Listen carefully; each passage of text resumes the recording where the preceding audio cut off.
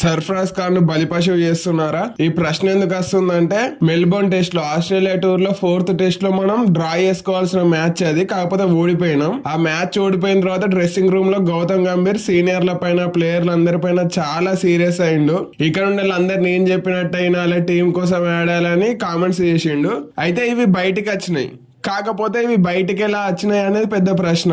Recent గానే BCCI review meeting కూడా జరిగింది. అందులో గౌతమ్ గంభీర్ ఏం చెప్పిండంటే, డ్రెస్సింగ్ రూమ్ లోని విషయాలన్నీ బయటికి రావడానికి కారణం సర్ఫరాజ్ ఖాన్ అని ఆ మీటింగ్ లో బీసీసీఐ పెద్దలతో చెప్పిండు. దాంతో ఇప్పుడు ఈ విషయం పైన ఇన్వెస్టిగేషన్ జరగనున్నది. అయితే నిజంగానే సర్ఫరాజ్ ఖాన్ ఈ విషయాలన్నీ బయటికి చెప్పిండా లేదంటే వేరేటో లెవెల్ అయినా చెప్పిరా అనేది తెలియదు, కానీ చూడ్డానికి మాత్రం సర్ఫరాజ్ ఖాన్ ను ఫ్రేమ్ చేస్తున్నారు అనే టాక్ నడుస్తుంది. ఎందుకంటే అప్పుడు ఆ విషయాలన్నీ సర్ఫరాజ్ ఖాన్ బయటికి చెప్తే, ఇప్పుడు ఈ బీసీసీఐ రివ్యూ మీటింగ్ లో గౌతమ్ గంభీర్ సర్ఫరాజ్ ఖాన్ పేరు చెప్పాడు అనే విషయం బయటికి ఎలా వచ్చింది అనేది పెద్ద క్వశ్చన్ మార్క్. అయితే ఈ విషయంలో మీరేమనుకుంటారు అనేది కామెంట్ చేయండి.